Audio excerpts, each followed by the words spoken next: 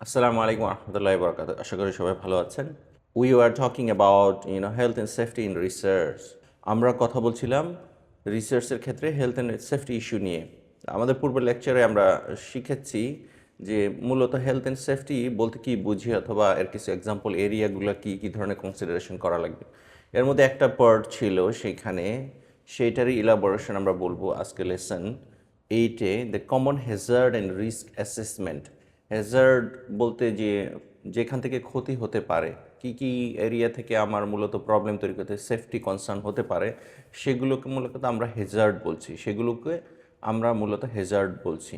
Common Hazard এবং risk assessment, যে আমরা এটাকে রিস্ক অ্যাসেস করব, ইভ্যালুয়েট করব যে আসলে এটা কতটুকু রিস্কি, এটা কতটুকু ডেঞ্জারাস, কোন লেভেলের ডেঞ্জারাস, অথবা এই যে আমাকে একটা ইভ্যালুয়েট করতে হবে, এই কয়েকটা জিনিস একটা ম্যাথডিক্যাল ওয়েতে করা লাগবে, সেগুলো নিয়ে আমরা আলোচনা করবো। এই জন্য আমরা বলছি common Hazard, we need to identify hazards as well as then we need to assess the risk. What are the risk can come from an individual hazard. এই স্লাইড নিয়ে আমরা কথা বলেছি, I am not spending time, কারণ হচ্ছে যে just একটা review যে হেলথ অ্যান্ড সেফটি বলতে আমরা কি বুঝি অলরেডি আমি বলেছি। এখন যে প্রশ্নটা আমাদের ছিল যে কমন হ্যাজার্ড বলতে আমরা কি বুঝি। কমন হ্যাজার্ড বলতে যে কি কি রিসার্চে কি কি ধরনের হ্যাজার্ড হতে পারে, যদি আমরা ক্লাসিফাই করি তাহলে প্রথম একটা বড় হ্যাজার্ড যেটা বায়োলজিক্যাল, মিনস যা কিছু আমরা বায়োলজি রিলেটেড নিয়ে কাজ করব, সেগুলো থেকে বিভিন্ন ধরনের হ্যাজার্ড হতে পারে। ফর এক্সাম্পল ডিটেলস আমরা যাব, ফর এক্সাম্পল ভাইরাস একটা হ্যাজার্ড হতে পারে, কেমিক্যাল হ্যাজার্ড সালফিউরিক অ্যাসিড অথবা হাইড্রোক্লোরিক অ্যাসিড নিয়ে কাজ করছি, অথবা এই ধরনের আরও কার্সিনোজেনিক নিয়ে, সবগুলো নিয়ে কথা বলবো আমরা। কিন্তু আমি বলছি যে কী ধরনের হতে পারে। একটা হলো ফিজিক্যাল, যে আমি ফিজিক্যালি ক্ষতিগ্রস্ত হতে পারি, এমন একটা জায়গায় কাজ করছি, এমন ইনস্ট্রুমেন্টের ওয়েল্ডিং মেশিনের সামনে কাজ করছি, অথবা এনভায়রনমেন্ট, কোথাও আমি গেলাম যে এনভায়রনমেন্টটা আমার জন্য কন্ডিউসিভ না, অথবা এনভায়রনমেন্টটা আমার জন্য কতটুকু safe I am not sure. So এইখানে এগুলো সবগুলাই বিভিন্ন হ্যাজার্ডের এরিয়া। এখন আমরা বলছিলাম যে বায়োলজিক্যাল হ্যাজার্ড, যেমন exposure two infectious agent or organic materials. যে ইনফেকশিয়াস এজেন্ট মানে হচ্ছে যে আমি ইনফেকশিয়াস ভাইরাস নিয়ে কাজ করছি, তো সেইটার প্রতি তো আমি নিজেও এক্সপোজড হতে পারি, আমার কন্টামিনেশন না, ঠিক কন্টাজিয়াস হতে পারে। যেমন আমি নিজে ইনফেক্টেড হলাম, আমার বায়োলজিক্যাল সিস্টেমে, আমার ফিজিওলজিতে ভাইরাস কোনো কারণে গেট থ্রো করতে মানে সফল হলো, তাহলে তো আমার ইনফেকশন হবে। তো এই হ্যাজার্ডগুলোকে আমাকে আইডেন্টিফাই করতে হবে। কিছু ব্যাকটেরিয়া আছে ভেরি সেফ, তাকে আমি হয়তো হ্যাজার্ড হিসাবে আইডেন্টিফাই করব না, কিন্তু কিছু ব্যাকটেরিয়া আছে তারা আসলে খুবই ডেঞ্জারাস, তো তাদেরকে আমার হ্যাজার্ড হিসাবে ধরে নিতে হবে। যেমন এখানে ভাইরাস ব্যাকটেরিয়া যেটা অলরেডি বলেছি, সব ভাইরাস কি ডেঞ্জারাস, সব ব্যাকটেরিয়া কি ডেঞ্জারাস? অবশ্যই না। যেমন কিছু ভাইরাস এবং ব্যাকটেরিয়া, এটার উদাহরণ আমি আপনাদের উপর ছেড়ে দিলাম, আপনার একটু শেখা যে কোন ব্যাকটেরিয়াগুলো ডেঞ্জারাস না, কোনটা আসলে ডেঞ্জারাস। ফর এক্সাম্পল ইকোলাই নিয়ে কাজ করা, এটা খুবই সেফ একটা virus, they doesn't have the ability to create infections, to infect you. So যেমন টক্সিনস হচ্ছে যে ব্যাকটেরিয়াল সেলুলার কম্পোনেন্ট অথবা ব্যাকটেরিয়াল একটা কম্পোনেন্ট, যেটা আলটিমেটলি আমার বডিতে যদি যায় তাহলে আমার বায়োলজিক্যাল সিস্টেমে এটা একটা ডেঞ্জার, যে আমার ইমিউন সিস্টেমের জন্য ডেঞ্জার। তারপর হচ্ছে ডিএনএ এবং জেনেটিক ম্যাটেরিয়াল। ডিএনএও কিন্তু একটা বায়োলজিক্যাল হ্যাজার্ড হতে পারে, এমন হতে পারে যে আমি এমন একটা ফরেন ডিএনএ যেটা আমার যদি জেনেটিক কোডের মধ্যে সামহাও ইনকর্পোরেটেড হয়, তাহলে এটা সিরিয়াস ডেঞ্জার তৈরি করবে, আমার জেনেটিক কোডই চেঞ্জ করে দিচ্ছে। That could be issue. So there are many genetical disease because of DNA disorder, like genetical disorder, যেটা ডিএনএ এবং ডিএনএ সিকোয়েন্স অথবা জিন সিকোয়েন্স চেঞ্জ হয়ে যাওয়ার কারণে, মিউটেশন হওয়ার কারণে এগুলো হয়ে থাকে। হিউম্যান টিস্যু স্যাম্পলস, আমি ব্লাড স্যাম্পল নিয়ে কাজ করছি অথবা অন্যান্য টিস্যু স্যাম্পল নিয়ে কাজ করছি, so it could be a dangerous for me, for research staff or for other people, so we need to consider all of this.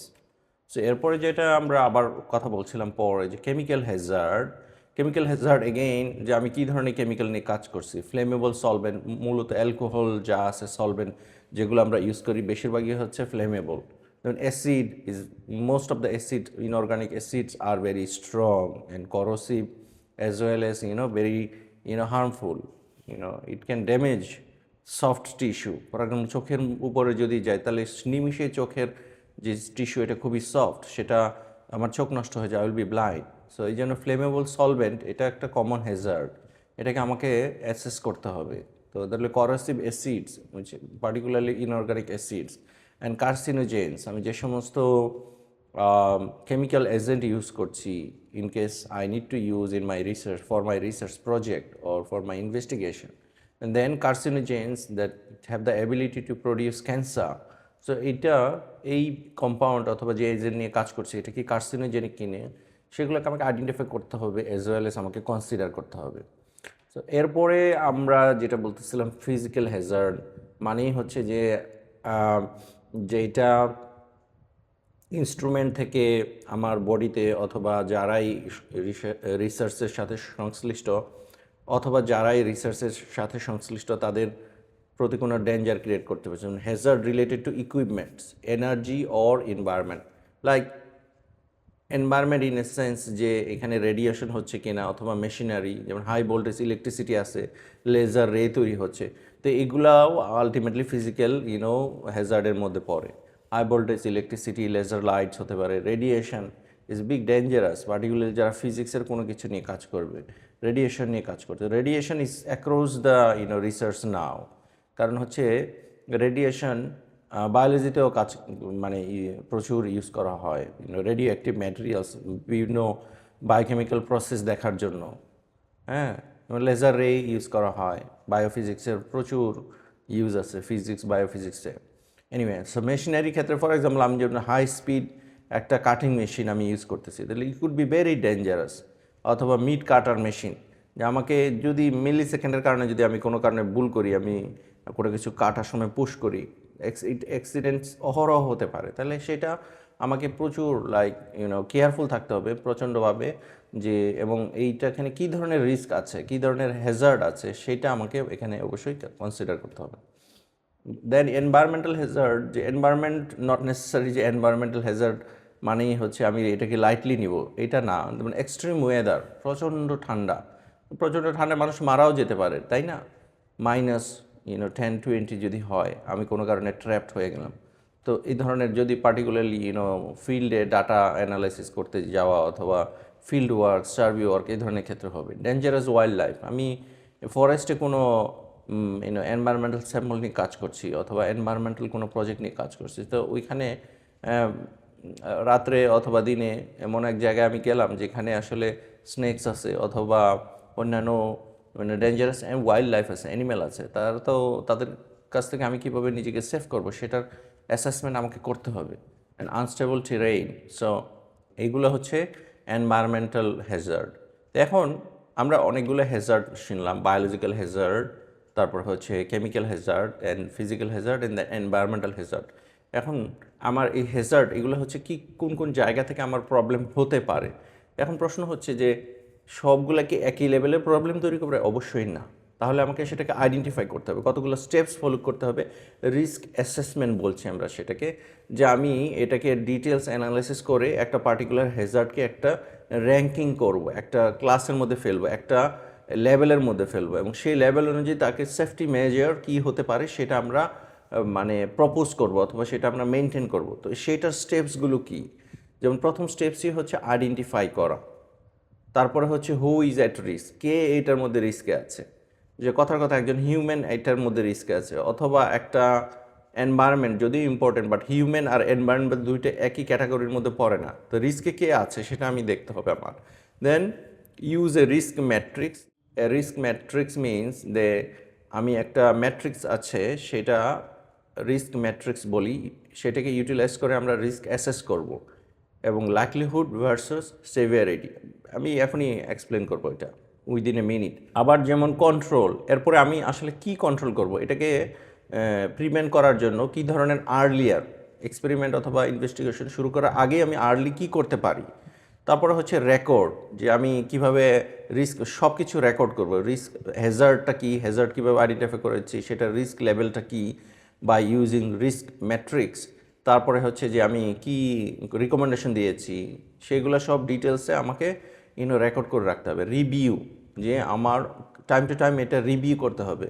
যে কেন রিভিউ করতে হবে, আমি যে এক্সপেরিমেন্টটা করছি সেইটার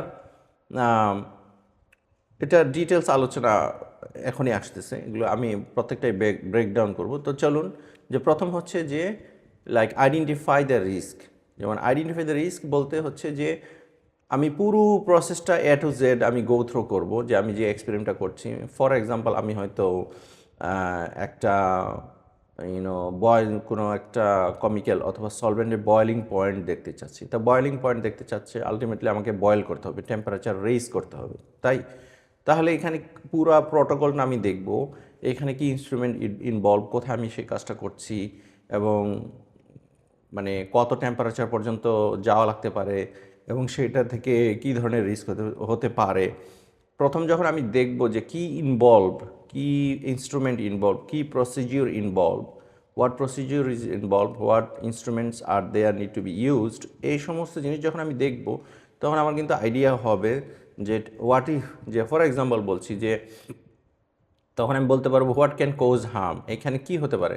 তো বয়েলিংয়ের মধ্যে যেটা বলতে পারি যে হাই টেম্পারেচার, এটা তো একটা রিস্ক, আমার temperature, high temperature is could be one risk. And then যে সলভেন্ট আমি অথবা বয়েলিং পয়েন্ট দেখতে চাচ্ছি, itself could be a risk, because যদি সেটা বয়েলিং হয়ে বাবলস অথবা ছিটে আমার গায়ে অথবা আমার মানে চামড়ার উপরে কোথাও লাগে, তাহলে সেটা কি ডেঞ্জারাস কেমিক্যাল কিনা। তাহলে সিম্পলি আমি যদি দেখি, তাহলে দুইটা রিস্ক আমি অলরেডি আইডেন্টিফাই করেছি এখানে, তাই না। তো এই যে দুইটা রিস্ক আইডেন্টিফাই করব, এরপরে হচ্ছে যে এই দুইটা রিস্কের ক্ষেত্রে কে সবচেয়ে বেশি ভালনারেবল, কার উপরে এই রিস্কটা সবচেয়ে বেশি ক্ষতি করতে পারে, কে ক্ষতিগ্রস্ত হতে পারে। যেমন যে এক্সপেরিমেন্টটা করছে কিন্তু তার যে সাপোর্ট স্টাফ আছে, সে হয়তো বা যে এক্সপেরিমেন্টটা করছে রিসার্চার, তার মতো সমানভাবে ক্ষতিগ্রস্ত হবে না, কারণ সে এইটার ত্রিসীমানার মধ্যে নাই। যে এক্সপেরিমেন্টটা কতটুকু এরিয়ার ভিতরে একজন এটা মানে রিস্কের মধ্যে আছে, যদি যে এক্সপেরিমেন্টটা করছে সে আলটিমেটলি রিস্কে। কিন্তু ইমাজিন করেন যখন একটা কেমিক্যাল ওয়েস্ট ওয়াটার বডিতে ফেলে দিলেন, তখন রিস্কে কে আছে, তখন তো হচ্ছে রিস্কে আছে ফিশ, ওইখানে হচ্ছে এনভায়রনমেন্টাল অন্যান্য যারা যে সমস্ত ইকোসিস্টেমের পার্ট আছে, অ্যানিমেল আছে, তারা কিন্তু ক্ষতিগ্রস্ত হচ্ছে। তো এইটাকেও আমাকে মূল্যায়ন করতে হবে। It's time to answer some questions now. আমরা যা শিখেছি চলুন সেগুলোর উত্তর দেওয়ার চেষ্টা করি, তাহলে আমি বুঝতে পারবো যে আসলে আমার আন্ডারস্ট্যান্ডিং লেভেলটা কোথায়।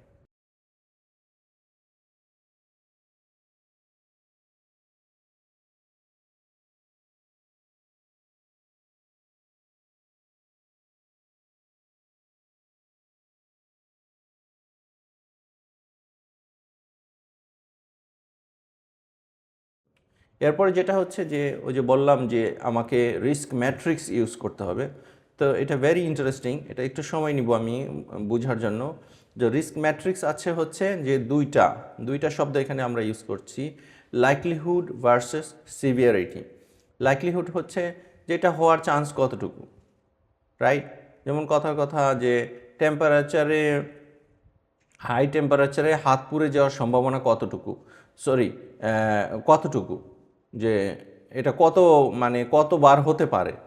কথার কথা 10 জন এক্সপেরিমেন্ট করবে, তার মধ্যে আমি মূল্যায়ন করব অন্তত 5 জনেরই হয়ে যাবে, এটা তো নর্মাল, প্রায়ই তো হয়, বারবারই হতে পারে, অথবা 3 জনের হতে পারে, তার মানে লাইকলিহুড হচ্ছে লেস।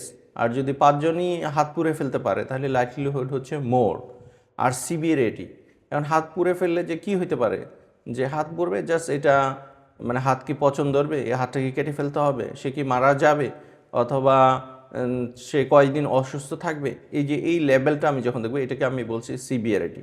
তো একদিকে ম্যাট্রিক্সের how severe would be the outcome be if the risk occurred, মানে হচ্ছে যদি হাত পুড়ে যায় যে হাই টেম্পারেচারে, তাহলে সেটা কোন ধরনের সিভিয়ার হতে পারে, ইনসিগনিফিক্যান্ট, আর এটা কিছু না, এটা 2 মিনিটের মধ্যে ভালো হয়ে যাবে, অথবা এটা মাইনর, সিগনিফিক্যান্ট, মেজর এবং সিভিয়ার, যে হয়তো বা মারা যাবে, সে এক্সট্রিম, যে এটা সাথে সাথে মারা যাবে, অথবা মেজর মারা গেল না কিন্তু সে আসলে পুরো জীবনের জন্য ক্ষতিগ্রস্ত হয়ে যাবে, হাতটা ডিজেবল হয়ে যাবে। সিগনিফিক্যান্ট, যে সে তার কিছু মানে দৈনন্দিন জীবনে সে হয়তো বা আগে যে কমফোর্টেবলি কাজ করতো, তো এই হাতটা পুড়ে যাওয়ার কারণে আগের মতো কমফোর্টেবলি কাজ করতে পারবে না। মাইনর মানে হচ্ছে যে এটা আসলে 2-3 দিন পরেই ভালো হয়ে যাবে। সিগনিফিক্যান্ট মানে এটা কনসিডার করো না, এটা একটু জাস্ট এরকম তো হাতে একটু ব্যথা লাগতেই পারে, এরকম আমরা এটাকে ভাবতে পারি। তারপর হচ্ছে যে probability, what is the probability the risk will happen, মানে হাত পুড়ে যাবেই, এটা কি রেয়ার, এটা কি হবেই, এটা তো সবসময় হয়, রেগুলারই হয়, একটু তো মানে হাতে আগুন লাগবেই, এরকম কি না বিষয়টা। তো যদি এটা রেয়ার হয় তাহলে মানে হচ্ছে যে এটা রিস্ক কম, এটা খুবই কম, এটা তো হয়ই না কখনো, এটা কখনো শুনি না এরকম। তাহলে এটার হচ্ছে রেয়ারের মধ্যে আমি যেমন যদি আমি ধরি যে হাত পুড়ে যাওয়ার পসিবিলিটিটা রেয়ার মানে লাইকলিহুড হিসেবে, আর আমি যদি এটা ধরি সিভিয়ার, তো এখানে হচ্ছে স্কেলে 5 আর রেয়ার স্কেল হচ্ছে 1, 5 ইন্টু 1 হচ্ছে 5, তার মানে হচ্ছে মিডিয়াম রিস্কের মধ্যে আছে। আর যদি এটা ধরি এটা রেয়ার আর হাত পুড়ে যাওয়াটা হচ্ছে ইনসিগনিফিক্যান্ট, মানে হচ্ছে যে এটা 1, যে ইনসিগনিফিক্যান্ট স্কেল হিসেবে পয়েন্ট দিলাম তাকে 1, তাহলে 1 ইন্টু 1, এই যে ইনসিগনিফিক্যান্ট আমি নিচে আনতেছি আর এখানে হচ্ছে রেয়ার আসছে, ইটস ভেরি লো। তার মানে হচ্ছে যে আমি রিস্কটা অ্যাসেস করেছি, কিন্তু এটার জন্য আমার তেমন কোনো সেফটি মেজার তেমন ইস্যু নেওয়ার দরকার নেই। কিন্তু এমন যদি হয় যে লাইকলিহুড অলমোস্ট সার্টেন হবেই হবে, যে আমার এই কাজটা করতে গেলে প্রত্যেকবারই হাত পুড়বেই পুড়বে, তাহলে এটা 5। আর এটা হলো সিভিয়ার, মানে সিভিয়ারিটির ক্ষেত্রেও 5, তাহলে 5 ইন্টু 5 হচ্ছে 25, তাহলে এক্সট্রিম। হয়তো বা এই যে রেড এই সমস্ত জায়গায় যদি কোনো কিছু রিস্ক থাকে, নর্মালি এই ধরনের ক্ষেত্রে এই ধরনের কোনো অ্যাসেসমেন্ট করা হয় না, সরি কোনো ইনভেস্টিগেশন চালানো হয় না। নর্মালি এটা ভেরি লো অথবা মিডিয়াম ক্ষেত্রে যদি থাকে, তাহলে যেখানে আমরা আরও সেফটি মেজার নিতে পারি, প্রিকশন নিতে পারি, অল্টারনেটিভ সলিউশন বের করতে পারি, এই ধরনের ক্ষেত্রে মূলত এই সমস্ত এরিয়াতে মূলত হচ্ছে ইনভেস্টিগেশন অ্যালাউ করা হয়। আই এম নট শিওর যে এটা ক্লিয়ার হয়েছে কিনা। আবারও যদি বলি যে দুইটা ম্যাট্রিক্স, একটা হচ্ছে যে এটা কতটা সিভিয়ার হতে পারে, কোন লেভেলের, যে এটা হলে কেউ তো মারাও যেতে পারে, অথবা 2 মিনিটের মধ্যে এটা কিছুই না, everybody forgets, it's very minor, এটাও হতে পারে। আবার সিভিয়ার হতে পারে, যদি একবার যদি ক্যান্সার হয় তাহলে লাইফ শেষ। তাহলে আমি কার্সিনোজেনিক একটা কেমিক্যালস নিয়ে কাজ করছি, তাহলে সেটা তো সিভিয়ার। তারপরে লাইকলিহুড কি, যে এটা কি রেয়ার হয়, রেয়ার এটা যেভাবে এটা ডিজাইন করা আছে এটা রেয়ার হওয়ার কথা, অথবা সার্টেন অথবা মডারেট লেভেল 3, তাহলে 5 into 3 is 15, still it is very high. তো এই যে এই দুইটা ম্যাট্রিক্স ক্যালকুলেট করে আমাকে মূলত রিস্কটাকে আলটিমেট লেভেলে মূল্যায়ন করতে হবে, তারপরে সেই অনুযায়ী আমাকে স্ট্র্যাটেজি নিতে হবে। এখন apply the hierarchy of control. আমরা তো রিস্ককে অ্যাসেস করে নিলাম অলরেডি, যে এটা হয়তো বা মানে মাইনর অথবা মিডিয়াম অথবা হাই অথবা ভেরি হাই লেভেলে আছে। তো যেই হ্যাজার্ডটাকে আমি অ্যাসেস করেছি রিস্ক অ্যাসেসমেন্টের ম্যাট্রিক্স, রিস্ক ম্যাট্রিক্স অ্যাসেসমেন্ট ম্যাট্রিক্সের মাধ্যমে, সো রিস্ক ম্যাট্রিক্স অ্যাসেসমেন্ট ম্যাট্রিক্সের মাধ্যমে যেটা আমি করেছি, এখন সেই হ্যাজার্ডটাকে আমি মানে সেফটি প্রিকশন অথবা এটাকে কন্ট্রোল কীভাবে করব। কন্ট্রোল করার হচ্ছে অনেকগুলো অপশন আছে। যেমন হায়ারার্কি যদি ধরি, যেমন নিচে থেকে যদি উপরে যাই, তাহলে যত উপরে যাব মোস্ট ইফেক্টিভ। নাম্বার 1 হচ্ছে এলিমিনেট করা, যে এইটাকে আমি এলিমিনেট করে দেবো। কথার কথা যে আমার যেই কার্সিনোজেনিক কেমিক্যালস আছে রিএজেন্ট, এইটাকে আমি এলিমিনেট মানে হচ্ছে এটাকে বাদ দিয়ে দিব, এই এক্সপেরিমেন্টের আমি করব না, অথবা এটা আমি নতুন কোনো প্রোটোকল ইউজ করব যেখানে এই কার্সিনোজেন আলটিমেটলি লাগবেই না, এটা ইউজ করা লাগবেই না। তো এটাকে বলছি ইলিমিনেশন, তো এটা মোস্ট ইফেক্টিভ। তারপরে যেটা হচ্ছে যে সাবস্টিটিউশন, কার্সিনোজেনিক সাবস্টিটিউশন হচ্ছে যে কেমিক্যালসটা আমি হয়তো বা অন্য আরেকটা সিমিলার, ফর এক্সাম্পল এমনি অক্সিডাইজিং এজেন্ট অথবা রিডিউসিং এজেন্ট অথবা একটা সলভেন্ট, যে আমি অ্যালকোহলও ইউজ করতে পারি অথবা অন্যান্য আরও অ্যালকোহলের সাবস্টিটিউট হিসেবে আমি অর্গানিক অ্যাসিডও ইউজ করতে পারি, কথার কথা। তো দেখা গেলো যে অ্যালকোহল হচ্ছে খুবই রিস্কি, অথবা রিস্ক অ্যাসেসমেন্ট অনুযায়ী হাই ইন রিস্ক, তাহলে আমি সেটা হয়তো বা অর্গানিক অ্যাসিড ইউজ করলাম, তাহলে এটাকে সাবস্টিটিউট করে দিলাম। তারপর হচ্ছে ইঞ্জিনিয়ারিং কন্ট্রোল বেশিরভাগ ক্ষেত্রে যে আমার যেই অ্যাপারেটাস অথবা যে সেখান থেকে যদি কোনো রিস্ক আসে, অথবা যেভাবে আমি মানে প্রোটোকলটা ডিজাইন করেছি এক্সপেরিমেন্ট করার জন্য, কথার কথা আমি একটা কেমিক্যালস আরেকটা কেমিক্যালসের মধ্যে মিশাবো, তো মিশানোর সময় বেশিরভাগ ক্ষেত্রে এই স্পিলিং হয় অথবা ছিটে ফুটা আসে এই সময়ে, অথবা ফ্লেম তৈরি হয়, ব্যাপর চলে আসে। তো এখন আমি ফিজিক্যালি করতাম হয়তো, তো এখানে আমার এই রিস্কটাকে কন্ট্রোল করার জন্য আমি হয়তো চিন্তা করলাম যে না, আমি এটা ফিজিক্যালি করব না, আমি ডিস্ট্যান্ট কন্ট্রোল রোবট দিয়ে করব। অথবা আমি ফিউম হোডের ভিতরে এমন দুইটা মেকানিক্যাল আর্ম অথবা মেকানিক্যাল মেশিন, যেটা লিকুইড হ্যান্ডেলিং রোবট আছে অনেক, তাদের মাধ্যমে আমি এটা করব। তাহলে আমি এই যে ইঞ্জিনিয়ারিং কন্ট্রোল করলাম, সেক্ষেত্রে আমি কিন্তু এটা আমাকে কন্ট্রোল করছি যে আমার এক্সপোজারের মধ্যে আসছে না। অ্যাডমিনিস্ট্রেটিভ কন্ট্রোল বলতে যেমন এমন হতে পারে যে আমরা বলে দিলাম যে তুমি যখন এই দুটো কেমিক্যালসকে একসাথে মিক্সড করবা অথবা সলিউশন তৈরি করবা, তখন তোমার একটা পার্টিকুলার এরিয়া ইউজ করতে হবে, ফিউম হুড ইউজ করতে হবে, এবং সেই ফিউম হুডের মধ্যে যে ফ্যানটা চলবে সেইটার স্পিড এরকম হতে হবে, একটা নির্দিষ্ট স্পিড, হাই স্পিড থাকতে হবে, এবং তোমার সাইডে পাশে যে জানালা আছে সেটা ওপেন থাকতে হবে যেন কমপ্লিট এয়ার ফ্লো থাকে। এই যে কতগুলো মেজার দিলাম, এটা বলছে অ্যাডমিনিস্ট্রেটিভ কন্ট্রোল, যে আমি সেগুলো প্রোটোকল তৈরি করলাম যে কিভাবে আমার সেই সেফটিটা এনশিওর করব। এরপরে হচ্ছে পার্সোনাল প্রোটেক্টিভ ইকুইপমেন্ট, যেটা সবচেয়ে লিস্ট ইফেক্টিভ, যে আমি নিজেকে আগে রক্ষা করব, যে আমি হ্যান্ড গ্লাভস, আমি হচ্ছে গগলস, আমি হচ্ছে মানে head cover as well as lab coat, এগুলা যে পরবো সেগুলা হচ্ছে আলটিমেটলি আমার মানে পার্সোনাল প্রোটেক্টিভ ইকুইপমেন্টসের মধ্যে পড়ে। তো আবারও বলবো যে পিপিই হচ্ছে সবচেয়ে লিস্ট কন্ট্রোল, সবচেয়ে কম ইফেক্টিভ, আর হাইয়েস্ট ইফেক্টিভ হচ্ছে এলিমিনেট কর। এই হায়ারার্কিটা হচ্ছে এটা বোঝার জন্য।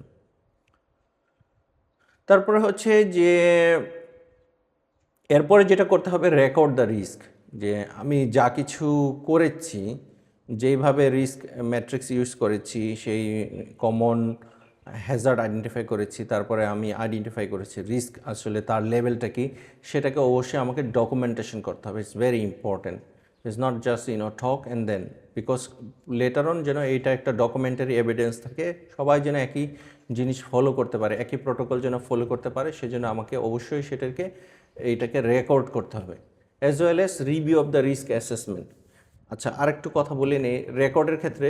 রেকর্ড দ্য রিস্ক মানে হচ্ছে যে এইটার সাথে সাথে ইন কেস অফ যে আমি কিভাবে রিস্ক অ্যাসেসমেন্ট করেছি এটা ডকুমেন্টেড থাকতে হবে, এটা অ্যাপ্রুভাল নেওয়া থাকতে হবে এক্সপার্ট যারা আছে, সুপারভাইজার এবং যারা সেফটি অফিসার আছে, occupation health and safety officer, যে হেলথ অ্যান্ড সেফটি অফিসার থাকে সমস্ত অর্গানাইজেশন অথবা ইনস্টিটিউশনে থাকে, বিশেষ করে ল্যাবরেটরি ওরিয়েন্টেড যেখানে আপনি রিসার্চ করবেন অবভিয়াসলি সেখানে থাকবে।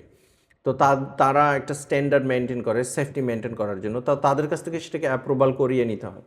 তারপরে ইনকেস যদি কোনো ইনসিডেন্ট হয় তাহলে সেই ইনসিডেন্টগুলো আমাকে আবার রিপোর্ট করতে হবে, রেকর্ড করতে হবে। কারণ হচ্ছে যে আমি যে রিস্ক অ্যাসেসমেন্ট প্রোটোকল ফলো করেছি, যেভাবে আমি রিকমেন্ডেশন করেছি রিস্ককে কন্ট্রোল করার জন্য, এটা কি আসলে ইফেক্টিভলি কাজ করছে কিনা সেটা দেখার জন্য এরপরে যেটা হয় যে ultimately time to time review করা লাগবে, review of the risk assessment, যে আমি যেভাবে রিস্ক অ্যাসেসমেন্টটাকে আমি প্রেজেন্ট করছি এবং মনে করছি যে এটা হচ্ছে best way to solve the problem, eliminate the risk অথবা কন্ট্রোলিং দ্য রিস্ক, কিন্তু দেখা গেল যে এমন কিছু ইনসিডেন্ট হয়েছে, সেখান থেকে যখন আমরা আবার রিভিউ করেছি কেন এই ঘটনাটা ঘটলো, সে কি এই প্রোটোকল যেইভাবে ফলো করার কথা according to the risk assessment, যে রিকমেন্ডেশনে এক্সপেরিমেন্ট করার কথা সেটা করেছে কিন্তু তারপরে হয়েছে, তখন আমাকে এটাই রিএভ্যালুয়েট করার মানে প্রশ্ন আসবে, আবার নতুন করে রিভিউ করার প্রশ্ন আসবে, রিফ্লেক্ট করার প্রশ্ন আসবে, যে আমি আবার এটাকে রিঅ্যাসেস করব যে আর কোনো ব্যাটার কোনো লুফলস, কোনো গ্যাপ রয়েছে কিনা, কোনো লুফলস আছে কিনা, আর কোনো ব্যাটার কন্ট্রোল মেকানিজম আমরা দিতে পারি কিনা। তো এগুলাই হচ্ছে অল টুগেদার আমাদের হচ্ছে যে আলটিমেটলি রিস্ক অ্যাসেসমেন্টের part, which is very important. আমি পার্সোনালি যদি বলি, আমি যখন পিএইচডি করতে আসি তখন আমি রিস্ক অ্যাসেসমেন্ট কি এটা আমি নিজে কখনো শুনি নাই আগে, I never hard about it, and মানে এটা একটা লজ্জাকর অবস্থার মধ্যে আর কি, যে ও আচ্ছা, তাহলে সেটার জন্য আমার মানে পুরো একদিন ট্রেনিং করতে হয়েছে, যে পুরো প্রসেসের মধ্যে দিয়ে যাওয়ার জন্য ফুল ডে ট্রেনিং সে রিস্ক অ্যাসেসমেন্ট বোঝার জন্য। এর আগে আমাকে কোনো এক্সপেরিমেন্ট করতে দেয় না ল্যাবে, এবং প্রত্যেকটা ল্যাবে আমি যা কিছু এক্সপেরিমেন্ট করব প্রত্যেকটা রিস্ক অ্যাসেসমেন্ট করা থাকা লাগবে, অ্যাপ্রুভড থাকা লাগবে। তো এই প্রসেসের মধ্যে দিয়ে গিয়েছি। যাই হোক, আমরা যদি সামারি করি যে আবারও যে আমাদের প্রথম কাজ হচ্ছে যে হ্যাজার্ডটাকে আইডেন্টিফাই করা। তো হ্যাজার্ডের মধ্যে কমন হ্যাজার্ড হচ্ছে biological, chemical, physical and environmental. এগুলো ডিটেলসটা আমরা আলোচনা করেছি।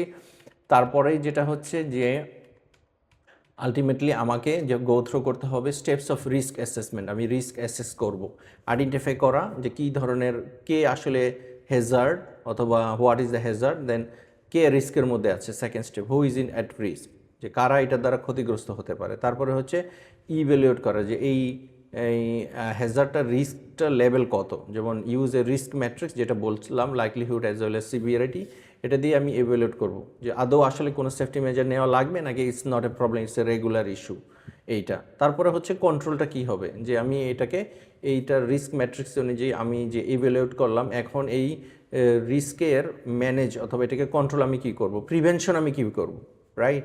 তো সেইটার একটা হায়ারার্কি অলরেডি আলোচনা করেছি। সবচেয়ে লোয়েস্ট হচ্ছে পিপি ইউজ করা, হায়েস্ট হচ্ছে এলিমিনেট করে দেওয়া, নাম্বার 1 থেকে 5 হায়ারার্কি পিরামিড।